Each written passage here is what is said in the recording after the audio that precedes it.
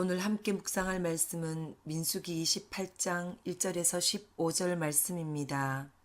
매일, 매주, 매월, 매년 하나님은 당신의 자녀들이 하나님을 예배하기 원하십니다.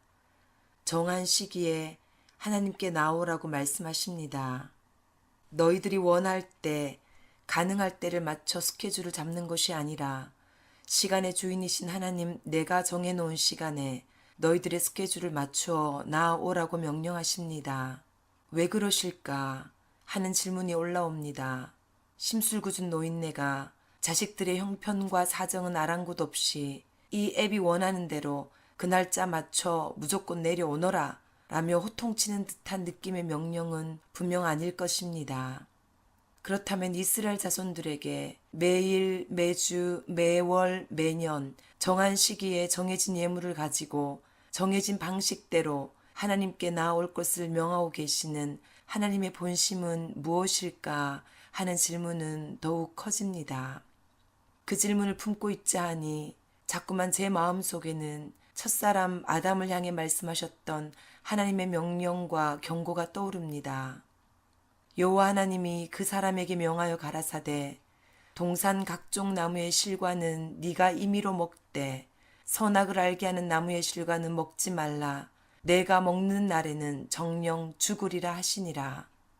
창세기 2장 16, 17절 이 말씀을 다시 읽으면서 느껴지는 하나님의 음성은 친절하면서도 엄중한 목소리인 것 같습니다.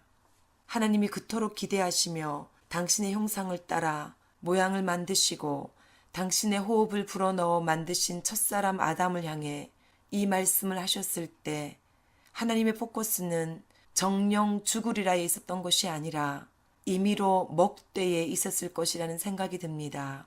하나님이 선악과를 두신 궁극적인 이유는 인간이 죽는 길을 보여주자는 것이 아니었음을 깨닫습니다.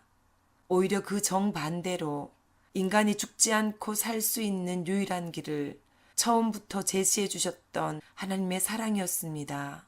천국과도 같은 에덴 동산에 있는 무수한 각종 나무의 실과를 임의로 먹으며 창조주 하나님과 마음껏 교제하며 영원히 살도록 설계하신 하나님의 청사진을 알려주시던 하나님의 부푼 마음이 아니었을까 싶습니다. 인간을 향한 하나님의 그 축복의 마음이 고스란히 담겨 있는 명령이 바로 오늘 본문에서 만나는 명령인 것 같습니다. 이제 곧 약속의 땅 가나안에 들어갈 이스라엘 백성들입니다. 애굽에서 나오던 첫날부터 들어가기를 그토록 갈망했던 가나안 땅이었지만 40년 광야 생활을 하고 난 끝에서야 이제 드디어 그곳으로 들어가게 됩니다. 입 가나안을 꿈꾸며 출애굽했던 아비 세대들이 그 40년 광야 생활 가운데서 시체로 죽어나가는 것을 보아왔던 자녀 세대들에게 가나안 입성은 참으로 꿈만 같은 일이었을 것입니다. 그런데 이제 드디어 그 꿈이 현실이 되는 날이 코앞에 다가온 것입니다. 이스라엘 백성들도 흥분하고 하나님도 흥분하실 만한 일입니다. 그러나 인간의 죄성을 아시는 하나님께는 반드시 짚어주고 알려줘야만 하셨을 중요한 교훈이 하나 있었습니다. 선악과. 가나안 땅에도 선악과는 있단다.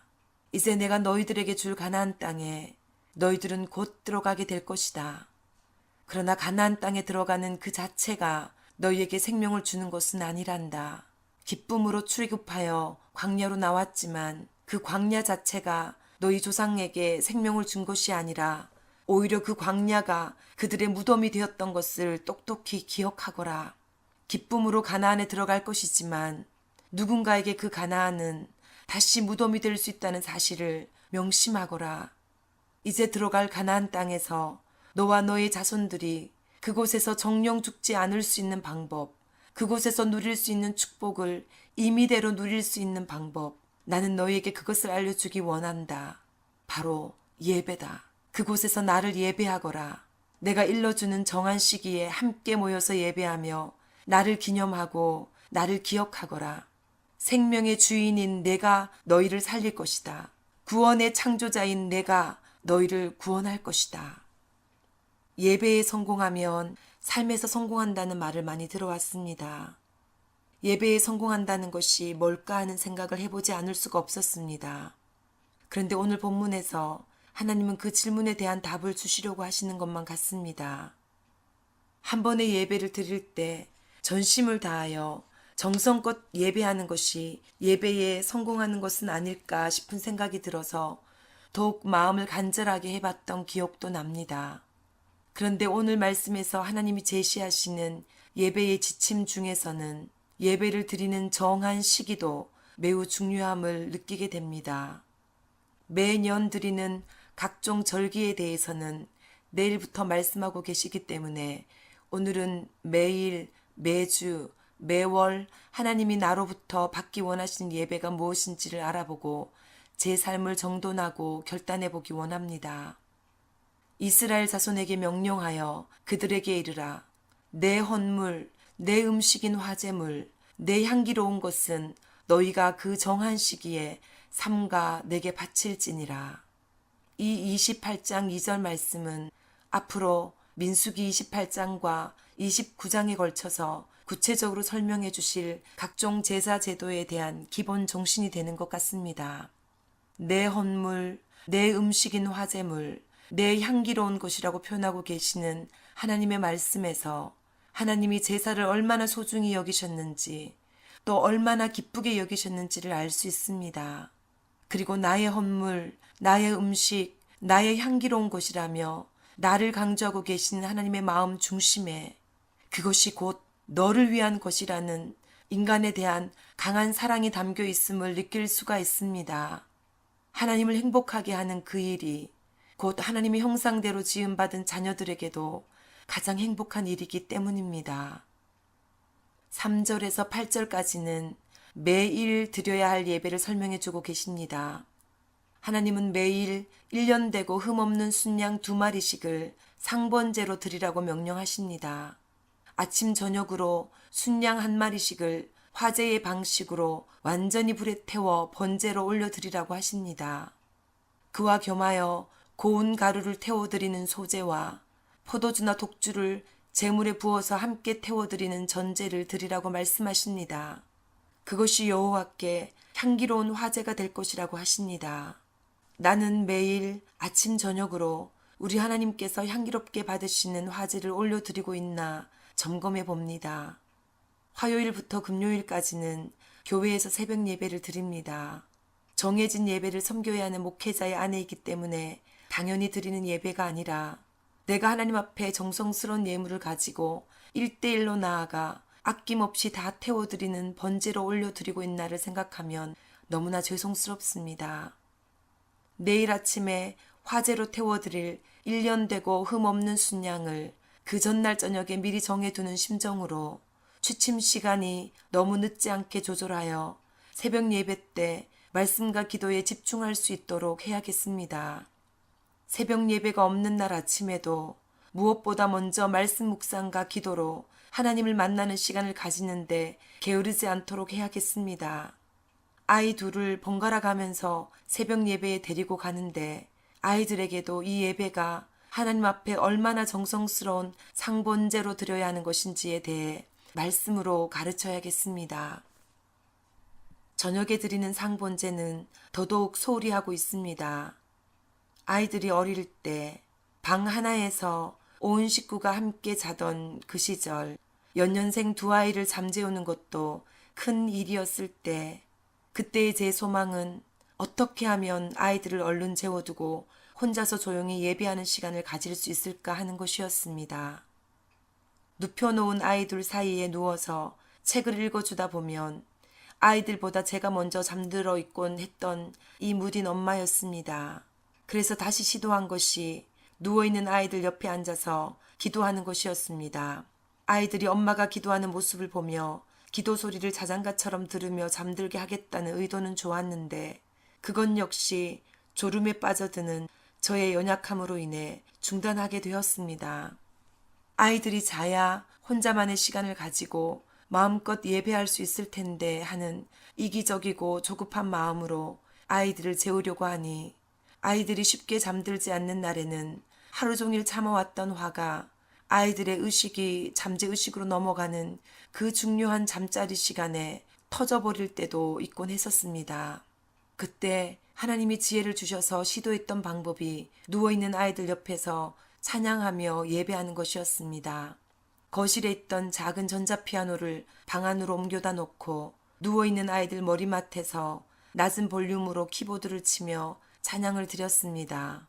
아이들로서는 자신들이 잠들 때까지 엄마가 예배하면서 깨어있는 모습을 볼 수 있어서 좋고, 저로서는 정한 시간에 하나님을 예배하며 아이들을 축복하며 재울 수 있어서 너무 좋은 방법이었습니다.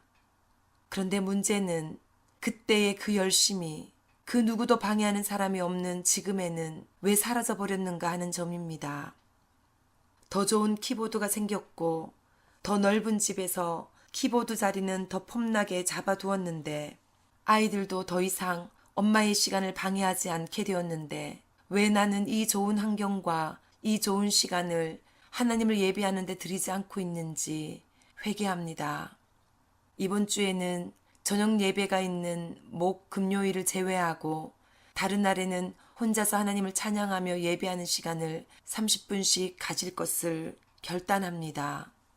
9절, 10절에서는 매주 안식일마다 드려야 할 예배를 설명해 주고 계십니다. 여기서 주목하게 되는 것은 10절, 이는 상번제와 그 전제 외에 매 안식일의 번제니라 라는 말씀입니다. 안식일에도 아침 저녁으로 드리던 상번제는 기본적으로 드리고 그에 더하여서 안식 예물을 또 별도로 드려야 한다는 말씀이십니다. 저의 주일 아침의 동선을 떠올려 봅니다. 일찍 일어나서 개인 큐티를 하고 잠깐이라도 기도하고 주일을 시작할 때도 있지만, 주일이니까 일주일 중에서 특별히 큰 예배를 드리는 날이니까 하고 개인 말씀 묵상과 기도 시간을 갖지 않을 때도 많음을 점검하게 됩니다. 그런데 말씀은 분명히 안식일 예배는 너무나 중요하지만 그것으로 상번제를 대신하는 것이 아니라 매일 드리던 상번제에 더하여 드려야 할 예배임을 명백히 가르쳐주고 계십니다.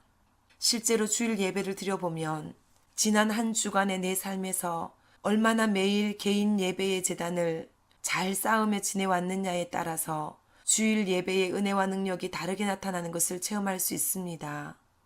교회 공동체 한 사람의 일주일간의 영성은 교회 공동체 전체가 드리는 주일 예배에 지대한 영향을 끼친다는 것도 경험으로 알고 있습니다. 그래서 한 주 동안 각자의 자리에서 말씀을 지속적으로 읽도록 권면하고, 주일 아침에는 예배 1시간 전에 함께 모여 예배 중보기도를 하며 각자의 마음을 준비시키는 시간도 갖고 있습니다. 이 모든 일을 위해 보이지 않는 곳에서 나 한 사람이 하나님 앞에 1대1로 서는 그 진실된 자세가 얼마나 중요한 것인지를 새삼 깨달으며 주님의 긍휼하심과 도우심을 간구합니다. 아이들이 대학 진학을 생각하는 나이가 되면서 아이들에게 주일 성수를 강조하게 되는 요즘입니다. 주님, 우리 자녀들이 부모 손에 이끌려서 부모의 사역을 돕기 위해서 당연히 해야만 했던 주일 성수가 아니라 어느 곳에 어떤 형편에 혼자 처하더라도 스스로 결단하여 안식일을 구별하여 지킬 수 있도록 도와주시옵소서.